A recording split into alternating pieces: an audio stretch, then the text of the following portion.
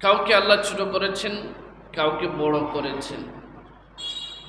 পৃথিবীতে সবাইকে একসাথে আল্লাহ পাঠান নাই। কাউকে আল্লাহ আগে পাঠিয়েছেন, তিনি বড়। কাউকে আল্লাহ পরে পাঠিয়েছেন, তিনি ছোট। তো দুনিয়ার এই নিজাম, দুনিয়ার এই ব্যবস্থাপনা, ছোট এবং বড়, এটা স্বাভাবিক একটা বিষয়, অনিশ্চয়কার্য একটা বাস্তবতা। ছোট এবং বড়, এটা দুনিয়ার একটা ব্যালেন্স রাখার জন্য